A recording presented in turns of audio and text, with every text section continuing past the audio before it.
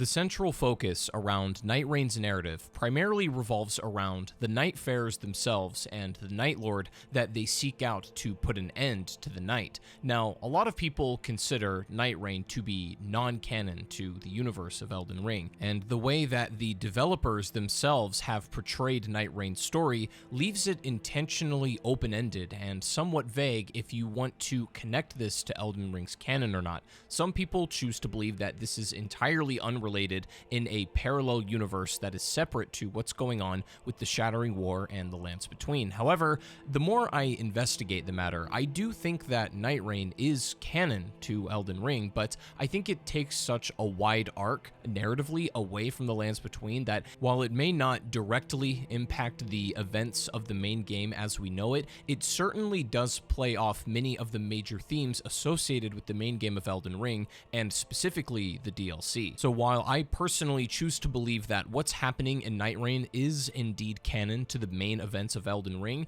and should be connected as such, it's also intentionally left open-ended and enigmatic enough that you don't necessarily need to understand the details of what's happening in NIGHTREIGN to understand the main events of Elden Ring. So I believe it's most productive to look at NIGHTREIGN as a canon closed-loop story. You can choose to interpret NIGHTREIGN in a way where it is entirely disconnected and unrelated to the main happenings of Elden Ring, and you can enjoy these two things in a bubble if you choose to do so. However, I think if you start to draw the connecting threads between the two stories, things get a lot more interesting that way. I made a video a couple of weeks ago about the lore of NIGHTREIGN, and in that I spent the majority of that video explaining the backstories of the Night Fares, where they came from, who they are, and seemingly while you feel they are disconnected at first, you realize that some of them have a lot more close connections than they initially let off on the surface. And I do think that video is good prerequisite material for this one, as we're going to go much deeper in this video. But if you still need to learn about the Night Fares and who they all are and their connections and where they come from, I do recommend watching that video. But this one, we're going to dive much deeper. Now, if you know anything about NIGHTREIGN's lore, or if you've seen that previous video, then you're probably aware that the night has aspects. It has a shape, mainly in the form of Hailster, which we'll talk about. And you also may know that the Duchess has a weird connection to the night and the existence of it, and specifically the Round Table Hold.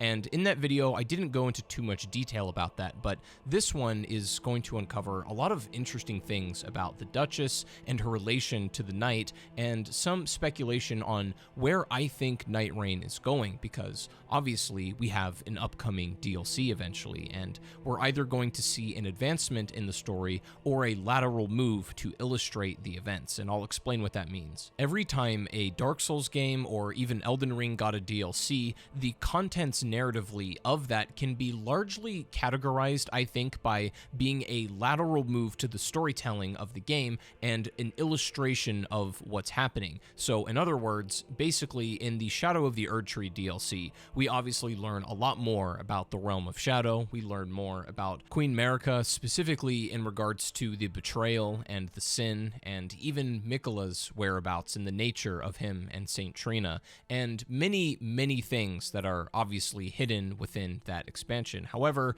the point I'm making is that the Realm of Shadow is just that. It's a realm that is hidden by a veil that largely doesn't interact after the fact with the main game of Elden Ring. Beating the DLC will not give you a different ultimate ending in the main game, and this is the case for all of the Dark Souls titles, right? They have these lateral DLCs that are illustration for the main events, but they don't ultimately change the outcome in any fundamental way. And I think, however, for NIGHTREIGN, the DLC has an interesting opportunity to do some vertical storytelling instead. And what that means is changing some kind of ultimate outcome, or what we think we know about the game. And ultimately, what inspired this investigation is the description of the item you get called the Trace of Night. This is acquired after defeating Gladius for the first time, but it obviously hints to something much greater. The description of this item reads, "The qualities of the Nightlord, bearing the manifest potential to alter fate itself." The light dimly reveals the contours of a greater being that lies beyond the Nightlord. I think both of these lines are equally as interesting for different reasons. Now, obviously, the thing that will probably jump out at you first is the saying that basically reveals that there's a greater being beyond the Nightlord, and that in and of itself is fascinating enough, and even they're giving us a dim description and a contour of what that might look like. And we'll come back to what I think this means soon, because it is very important. But first, it's also interesting to point out that the description of this reads, bearing the manifest potential to alter fate itself. This could be read multiple ways, I think. Firstly, obviously, you need this item in order to do many of the characters' remembrances and essentially to get their unique endings, and maybe that could be the altering of fate, but I believe it goes further than that. To bring this all the way around, we're going to need to go on a journey, specifically talking about the nature of the Nightlords and talking about the Duchess, because I think she actually holds the key to understanding what this greater being that lies beyond the Nightlord really is.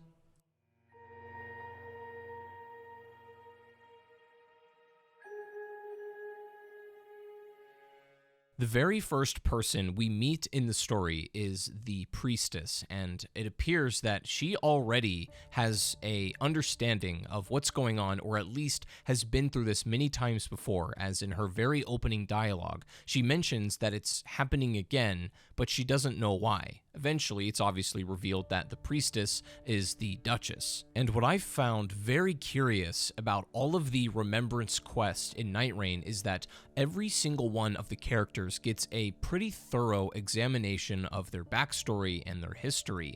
And you do get a little bit of that with the Duchess, but the big revelation is that she is obviously the Wilder sister. But beyond that, she doesn't really get much in the way of where she came from or who she was.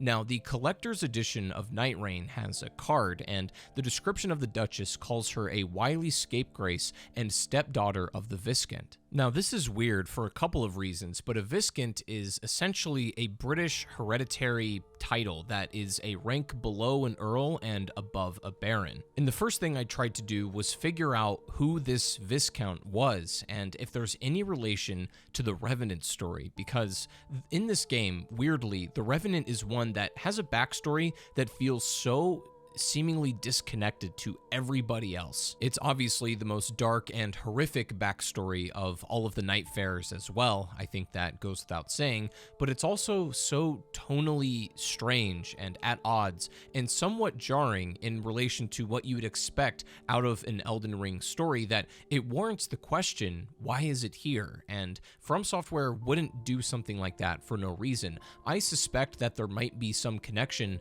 between the Viscount and Revenant's story. I don't know if it has anything to do with Edgar Northerncroft, who is the portrait featured in Revenant's Remembrance. I think a lot of this warrants more investigation, but so far there aren't any direct connections between the two. However, I suspect there might be something. But I digress. The point is that the Duchess is obviously the most peculiar Nightfarer of the bunch, and she might have the most impactful backstory. And the reason for that is not necessarily her distinct connection with Wilder specifically and their past before the night, but to better understand what shaped her and who she is, we must go back to her roots, and specifically the people who raised her. After defeating Gladius the first time, you are granted an item called an old pocket watch, which, if given to the priestess, unshackles her from her restraints and allows her to join the fight with you as the Duchess. The description of the pocket watch allows us to better understand its binds to her and how this time-altering trinket belongs to her. It reads, "A well-kept antique pocket watch, engraved with an intricate design, likely a prized possession. The influence of the encroaching night clung to the expecting woman, preventing her from ever giving birth. The only means to break it meant the sacrifice of her life, but the curse of night lived on in both the orphan and in this keepsake, whose hands tell only twisted time. This dark power is both a badge of lost innocence and the very thing that allows its owner to fight back." I think this description allows us to confidently surmise that the Duchess was literally bound to the trinket from birth, as the reach of night was only halted by the Duchess's mother giving her life so that her daughter could live on and fight. In this excerpt, the Duchess is the orphan, and with the pocket watch now returned to her, she can alter time and space to fight back against the very thing that took away her family. That wasn't her only family, however, as her dagger provides insight into who raised her afterwards. A dagger carried by the Duchess known to symbolize the virtue of her family. Though she was not born into her adopted house, she was welcomed into it with open arms. And though unrelated by blood, the nobility and righteousness of her clan took root within her heart. And I think this clearly implies that the clan who raised her is the Cutting Gifted tribe, which is extremely important to discuss, but we'll get there in a second. What I want to talk about is something a bit more fascinating. Now, obviously, there is something weird going on with time, and specifically the warping and the twisting of time specifically. What you might realize is that the Duchess has a crate, and the description of the key that goes to this crate reads, "A small key featuring fine ornamentation, a fine work of craft made by Gillian, the Duchess's steward and de facto patron. The Duchess once lived under the Viscount's roof, where she applied herself as a virtuous thief. She locked the tools of her trade inside a box of prized possessions, which she hid in a dim cellar. This practice has not changed since coming to the Round Table Hold. She yet keeps her secrets safe from prying eyes, concealing them in darkened corners." Now, I've mentioned that this clearly implies that the Duchess's secrets require much more digging to understand than any of the other night fares, which I've already illustrated. But what's curious is the actual design of not only the key, but the crate itself. You might notice that the Duchess's crate is a Faram Azula crate, and this is an area in Elden Ring where time simply does not flow exactly in a normal way. In fact, to reach the Dragon Lord Placidusax, who was technically the first Elden Lord, it requires the very twisting and warping of time itself, which the Duchess obviously does, not only with her restaging ability using that old pocket watch, but also the chest itself being clearly indicative of coming from Faram Azula. Now, this in and of itself is so interesting that it presents us with many different paths that we could investigate to understand the Duchess's story and specifically the nature of night. But what's even more important, I think, is the Cutting Gifted tribe.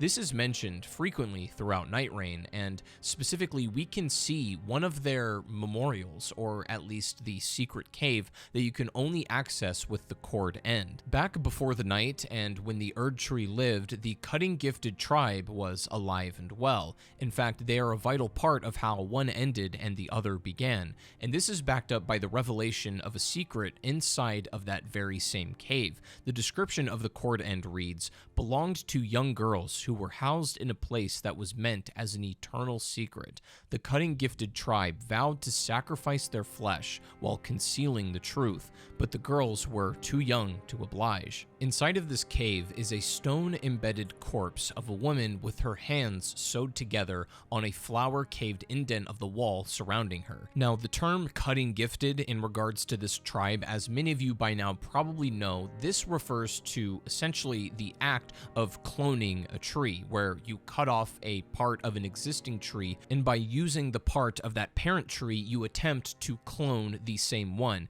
It's a bit distinct to grafting, where you take two distinct entities and put them together into one brand new one. The Cutting Gifted in this case is essentially tree cloning. And while this cave has many visual similarities to Queen Marika and the Shaman village where you find the Golden Braid, and even, I would say, Miquella's sacrifice in the Halig tree, these are visually quite similar, and I think that's for a reason. The sacrificial aspect of this, I believe, is what's important. When we think about what the sacrificial twig does in regards to its gameplay function, I think actually gives us context for what the Cutting Gifted tribe was attempting to do. The sacrificial twig essentially sacrifices sacrifices itself upon your death, meaning the death of this twig sacrifices to prevent the consequences from befalling you. So what were they trying to do? Were they trying to clone the Erd Tree? Was it to cheat death and begin anew? To answer the reasons and motivations for such sacrifices within the tribe, I think we need to turn to the item description after you defeat Hailster, which is the primordial Nightlord's rune.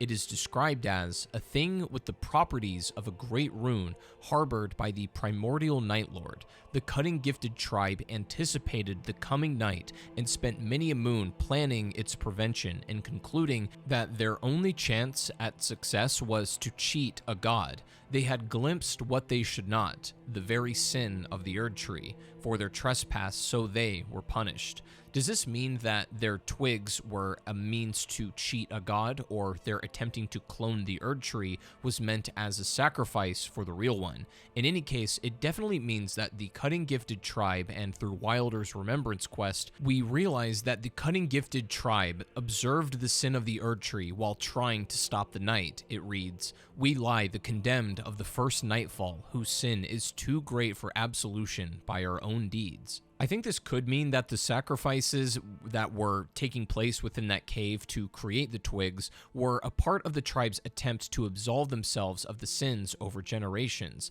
This could also mean the multiple mentions of sin, and specifically the original or the first sin throughout the nights, was the destruction of the Erd Tree by the tribe themselves. And the Cutting Gifted tribe's failure to atone for their sins and stop their sacrifices would allow the night to ravage the lands between and twist Limgrave into Limveld that we see in Nightraign now. The cataclysm of night itself could also be a response to the Elden Ring, a sort of mirror to it, which we'll talk about later. But firstly, how does this all relate back to the Duchess, though? Well, I think it can be inferred that the Cutting Gifted tribe created the Round Table Hold as an attempt to absolve their sin through its defeat.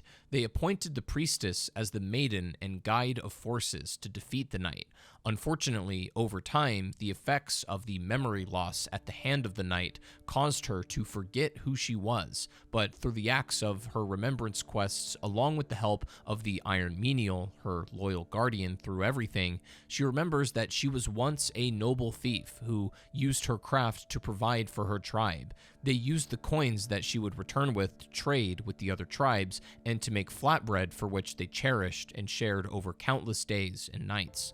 She also remembers that she had a sibling, a brother in Wilder. And I think it's worth pointing out that on first glance, given her ties to the night and the existence of it and the Round Table Hold, it might be easy to assume that the Duchess is actually an agent of the night, or rather she pledges allegiance to the existence of it. But I don't think the Duchess wants to actively choose to perpetuate the night, despite her being one and the same and fundamentally tied to it. In fact, I believe it is the Wilder who, in his unique ending, he actually chooses to use a silver tear and take on the form of the new Nightlord, specifically to perpetuate the night so that his sister can exist longer. But I don't believe the Duchess necessarily fights for herself. I believe she fights for the rest of the Nightfarers and to put an end to the night. But the Duchess having some kind of connections to Farum Azula opens so many possibilities of places and times she could have inhabited or things she could have seen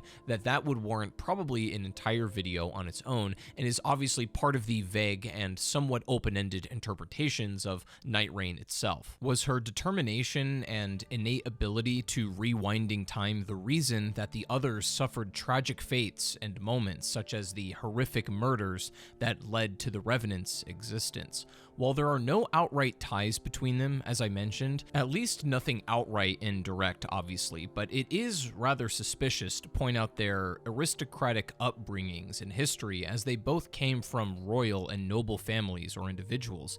The Duchess fights to resist its erasure of memory, while Revenant is literally possessed and corrupted by memories. Aside from inferring any unintentional foul play when it comes to time manipulation, there may not be too much to siphon taken through. Another question too, as is, did her time manipulation also cause the need for remembrances and memory loss because of the amplified night? In other words, does she forget her past every time the night restarts, or is it a facade? I mean, she clearly knows that something has repeated because she says that in her opening dialogue. There are a lot of theories that emphasize that Duchess isn't just powerful mechanically. In fact, her power over time and space and her manipulation thereof, along with her narrative role as the Holt's priestess, places her as a pivotal balancing force between fate, sacrifice, and hope in NIGHTREIGN. Her abilities are as symbolic as they are strategic. Her powers cause earth-shattering consequences and questions to the reality and fabric of the timelines.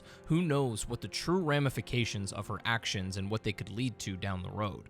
Now, going back to the description of the Trace of Night, we remember that it implies the existence of a greater being beyond the Night Lord. However, the Duchess, or even her role as the priestess, doesn't really seem to make mention of anybody beyond the Night Lord itself, other than when you speak to her about a formless master. And whether this is related to this being beyond the Night Lord is definitely a little bit up to speculation, but I think it provides an interesting rabbit hole to go down. But in any case, the point here I'm making is that to understand what's beyond the Night Lord, I feel it's important to understand thoroughly the Night Lords themselves and all of the aspects thereof.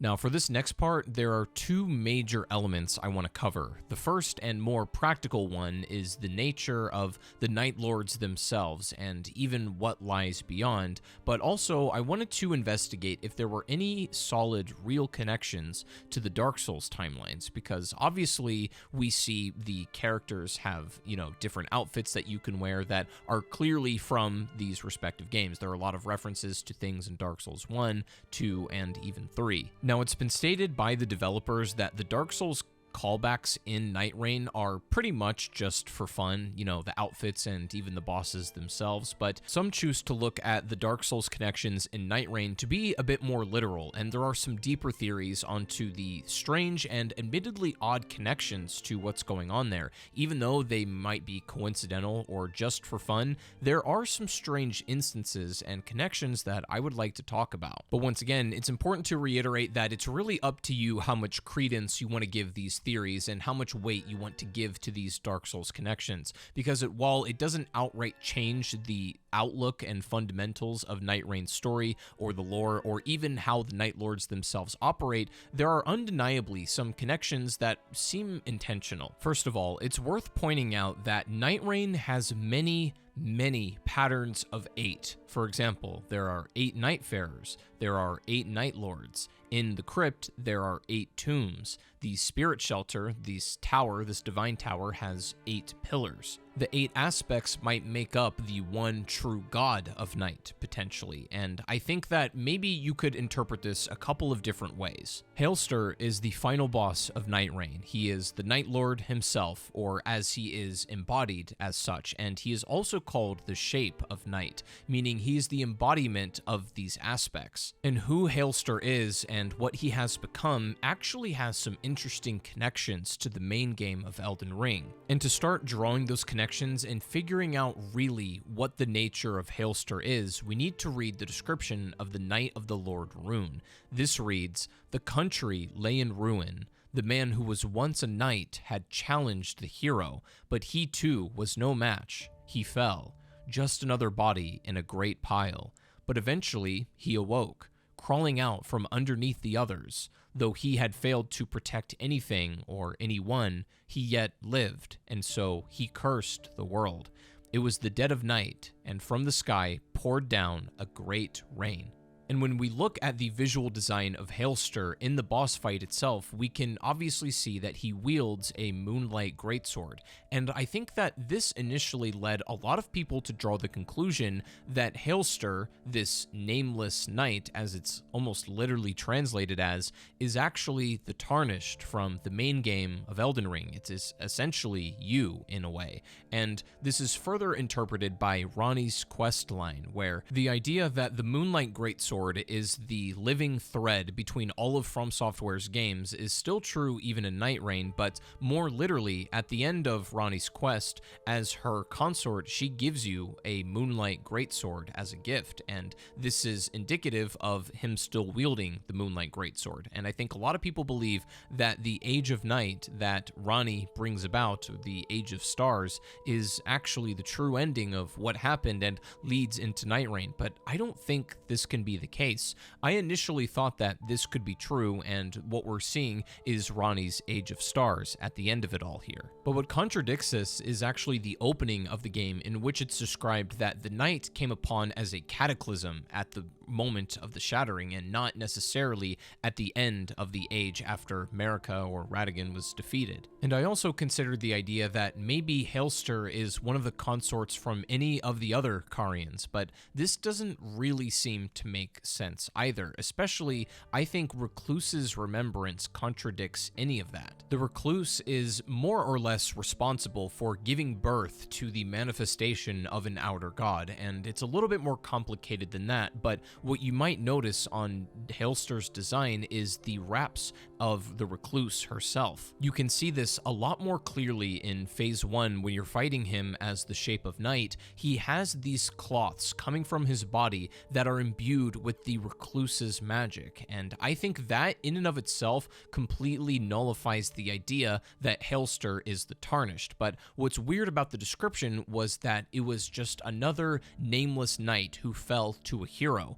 It's possible that this could have been somebody killed by Godric. Admittedly, once again, it's a bit speculative, but Godric killed many regular knights and just people that he grafted onto himself, and it would make perfect sense that the nihilism that this nameless knight arose with when he came out of the pile of bodies, as it was put, could have been from Godric himself. It might make sense even given the events of the timeline during the Shattering War. I think that it's at least more probable than the Hailster being the Tarnished, because the problem is Ranni is attempting to bring about the Age of Stars, whereas the Nightlord is bringing about an end to everything. He's not even attempting to bring about an Age of Stars. And moreover, it seems that Hailster is just the embodiment of some of these aspects of something beyond him. But to understand that, I think we need to delve into a little bit of the other Nightlords besides Hailster. Going back to what I spoke about earlier with the patterns of 8 featured all throughout Night Rain, 8 Nightlords, 8 Nightfarers, etc.,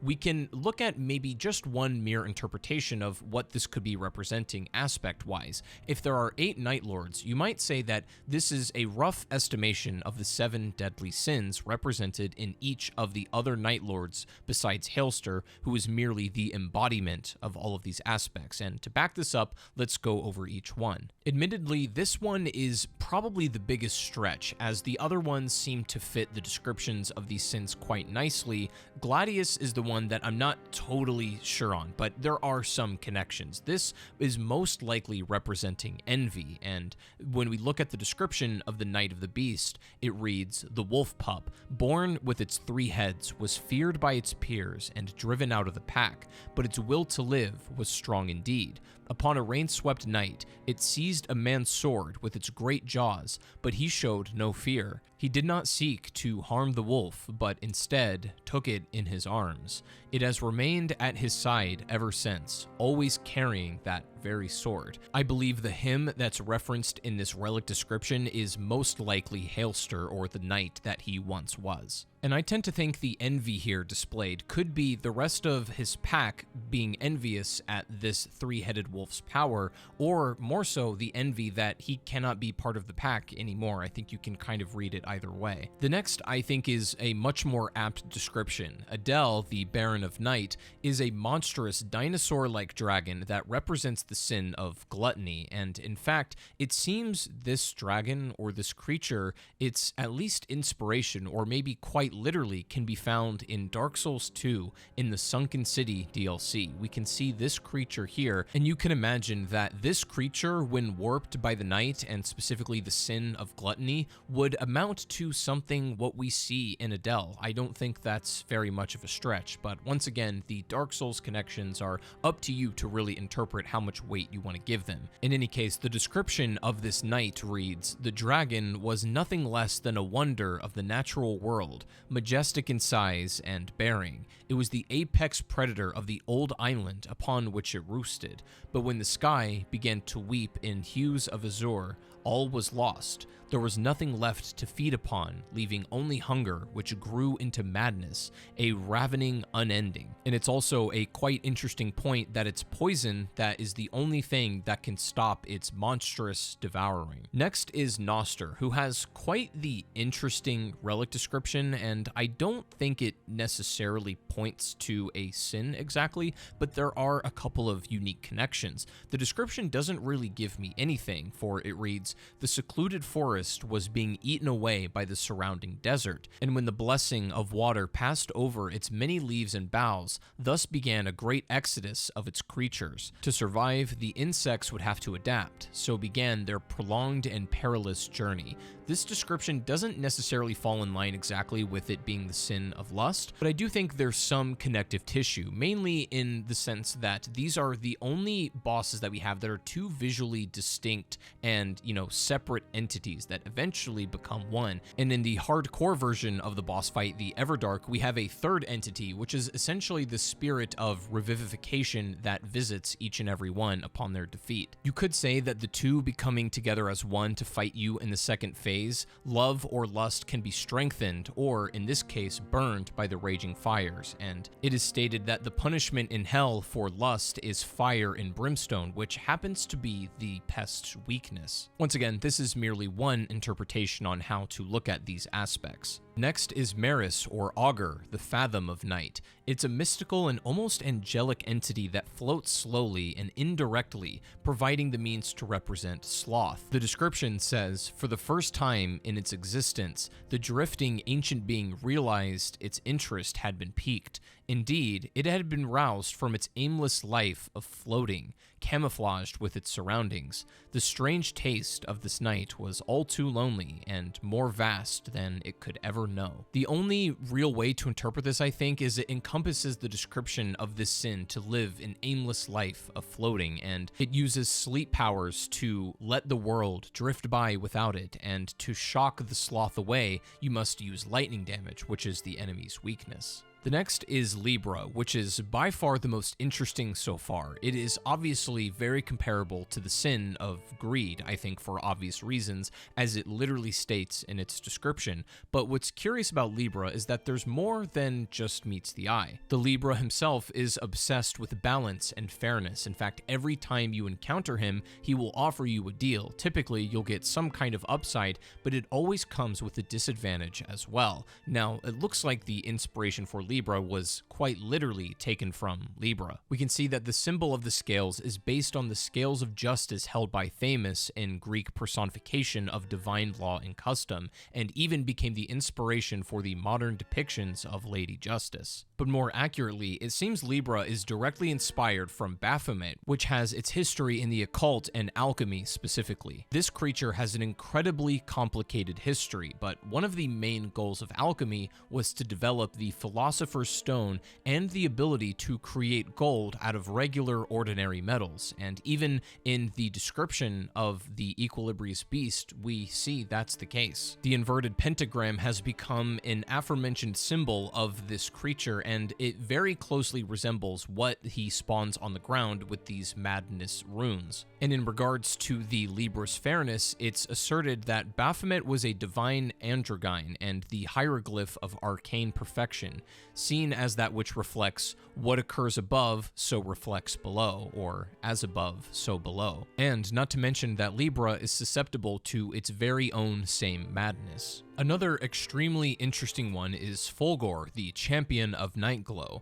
the masked centaur who yearns for battle as fervor for the gods, burns with the wrath of the betrayal by the hands of his own allies from within. Fulgor's description mentions that he worships gods who conceal themselves in a cloud of thunder, and his description of his relic reads, "The left arm of the loyal and brave servant of the gods had been severed from behind. As he turned back to look, he fell to despair. It seemed his companions, who had walked with him upon the same perilous path, had now forsworn the very gods they once served." And when it comes to the gods that Fulgor served, we can see some interesting connections to Gwyn, as pointed out by Zuli the Witch. We see that Fulgor worships the gods who conceal themselves in the roar of thunder, which immediately evokes the imagery of Gwyn, who quite literally possesses the power of thunder and of lightning, and incidentally, that is also Fulgor's weakness, as he was betrayed by those very same gods. Even stranger is the fact that the Nameless King, the son of Gwyn, is one of the most common nighttime bosses to show up during Fulgor's expeditions, and in the Everdark fight of Fulgor, we see that he is actually restored by his gods of his former glory, and he gets his arm back, and now starts dealing holy damage. And side note, I would like to point out that the crosses that are scattered around his arena, and even the arrow that he goes up in the air to shoot, definitely resemble Miquella's crosses in the Shadow of the Erdtree DLC. Now, while these are probably just visual similarities, I thought they were interesting to point out. But nonetheless, he does transcend to receive his holy arm back, and he starts dealing holy damage similar to what you would imagine Miquella would bestow upon him if that's who he was worshipping. But I wouldn't really describe Miquella as being concealed in a roar of thunder, so I don't think that's the god he's serving. Fulgor also has a striking resemblance visually to Udix Gundyr when it comes to his armor design, and even the fact that he's missing an arm. And they both have this abyss, or the night, crawl out from the socket where their arm was previously. Next is Caligo, the miasma of the night, who is fought on the final day of the Fissure in the Fog expedition,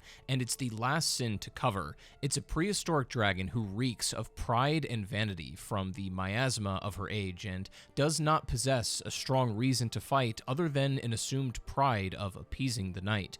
Interestingly, it seems like Caligo is actually a cut boss from the main game of Elden Ring, and in Caligo's arena, you can see in the background what might be the god of night, or at least its eye. And if Caligo knows she's always being watched by the night, it's easy to assume one's own pride and vanity. She has a curious description. From the phantasmal peak upon which she hid herself, she peered down into the world, committing to the memory what she had perceived. Then, her eye drawn to a certain cataclysm, from out of hiding she leapt with wings unfurled, for she wished to know and to understand firsthand just what fortunes and misfortunes the disaster would bring upon the world. She clearly is looking down upon us. She feels she is above this world, and for her pride and for that vanity, she is ultimately defeated by that same world she looked down upon. As I mentioned, this is merely one interpretation of how to look at these Nightlords, but 7 sins does not equal 8, which obviously is the pattern represented all over Nightraign, and I think Hailster fits into this as being the embodiment of these things, or you might even call him the embodiment of despair. And so now we know a fair bit about Hailster's nature and where he comes from, and we know quite a lot about the accompanying Nightlords and the aspects of night as well. But the question is, and what really inspired this whole video, is what is beyond the Nightlord, this being that we can only see contours of. I will say from this point, things are going to get a little bit more abstract and speculative, but I think it's worth discussing.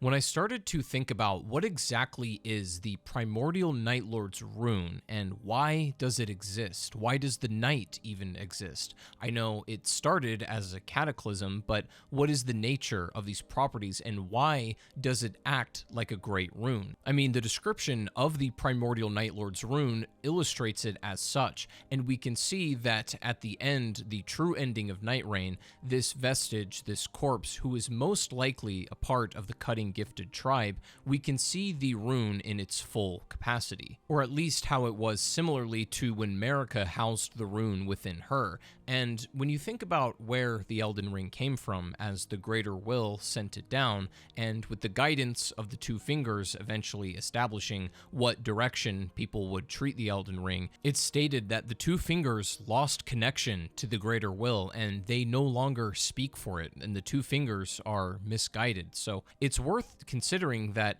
maybe the Greater Will always intended for this maybe counterbalance, this Nightlords rune, to be inseparable to the Elden Ring. I mean, I think the one that we see here with Marika or Radagon using it is not the full picture, because even in Farum Azula, you can see the Elden Ring at some point, and presumably during the reign of Placidusax, looked way different. It invokes more imagery of the Crucible, and obviously the contours of the Elden Ring are still there, but I think it's worth considering the possibility that the Elden Ring always had a shadow counterbalance, similarly to how the Erd Tree has a shadow counterbalance in the Shadow Tree. Perhaps this Ring of Night was always meant to be an inseparable piece of the actual Elden Ring, instead of being fractured and dogmatized into the Golden Order that Marika uses it for. Could the Trace of Night description be referring to the actual Greater Will itself, or the One Great as it's also called? Now, I personally think that's too abstract as a concept to realistically be expecting to fight something like that in the DLC, but with all of this, I find it extremely clear that the game is pointing us towards the fact that something exists beyond the Nightlord that we are already familiar with, obviously, but the question is, what is it? What is its nature, and what does it want? Is that being an outer god, potentially? It's also possible when we read the description of the Nox armor, it talks about how they wanted to summon their Lord of Night, and a lot of us initially assumed that this was the Nightlord, maybe this was Hailster, but I'm a bit of two minds on this, because on one hand, I feel like this armor description is clearly referencing Ranni, as the Nox also wanted to bring about the Age of Stars, which would clearly fall in line with what she did. But it's also possible that, and it is somewhat strange, that a Lord of Night would not have anything to do with the Nightlord that we know in this game. However, it could be possible that they were reaching beyond Hailster and were getting at something more of an outer god, whatever this being is in the Trace of Night that lives beyond the Nightlord. And the reason I bring this up is because at some point it gets a little bit too abstract to reasonably kind of articulate what we might be seeing in the DLC of this game, which I'm particularly interested in. I'm curious if once again they're going to go for a lateral move of something that explains more of illustrating what's going on in Nightraigne already that doesn't ultimately change the true ending of the game, or if they're going to do something that advances the story more and we're going to encounter the being that is beyond Hailster. Now, there are clearly more connections to be made. It seems as if whoever Hailster was had it out for the Golden Order. That seems pretty obvious, and I think that points to maybe even some of the demigods having something to do with the events of this game. But the question remains, are we going to eventually encounter this outer god, this god of night, or this being that lies beyond Hailster, the Nightlord, or is this going to remain an abstract concept for the rest of this game's history? Either way, if you want more, just consider subscribing to the channel and let me know what you think down below. But for now, I'll see you all in the next one.